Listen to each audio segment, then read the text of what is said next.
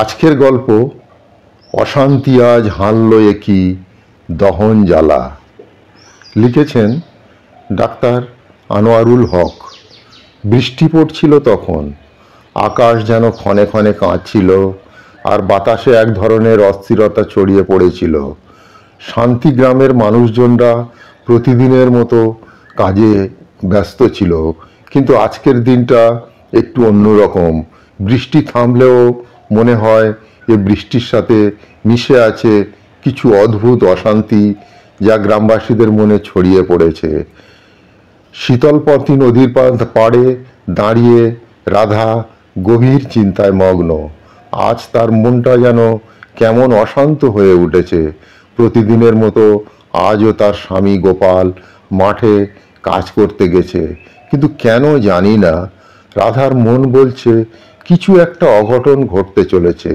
সে মনস্থির করতে পারছিল না কেন এই অশান্তি। হঠাৎ দূরে গ্রামের মানুষদের সাথে হইচই পড়ে গেল। রাধা ছুটে গেল সেই দিকে। তার পা যেন তার নিজের থেকে চলছিল না। সে দেখতে পেল গোপাল অজ্ঞান হয়ে মাটিতে পড়ে আছে। চারপাশে লোকজন জড়ো হয়েছে, কেউ জল আনছে, কেউ ডাক্তার ডাকার জন্য দৌড়চ্ছে। রাধা তাড়াতাড়ি গোপালের কাছে পৌঁছালো। তার হাত কাঁপছে, চোখে জল। গোপালের মুখে কোনো প্রাণের চিহ্ন নেই দেখে তার ভেতরে এক ধরনের দহন শুরু হয়ে গেল। এতদিনের সাথী, যার সঙ্গে সুখ দুঃখ ভাগাভাগি করে কাটিয়েছেন, সেই গোপাল আজ যেন তার থেকে দূরে চলে যাচ্ছে।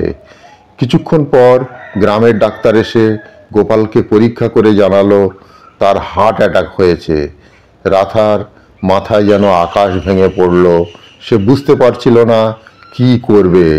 দুঃখ, হতাশা আর এক অদ্ভুত দহন জ্বালা তার মনকে গ্রাস করে ফেলল।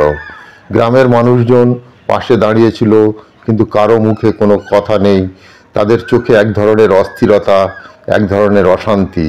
গ্রামের শান্ত পরিবেশে আজ যেন একটা নূতন কাহিনী যোগ হলো।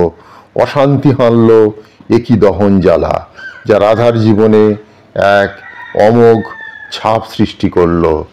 তো সুপ্রিয় দর্শক, এই ভিডিওটি, এই ছোট্ট গল্পটি যদি আপনাদের ভালো লেগে থাকে, এই চ্যানেলটিকে সাবস্ক্রাইব করে রাখতে পারেন, আর ভিডিওটিকে লাইক ও শেয়ার করুন। ভালো থাকুন, সুস্থ থাকুন।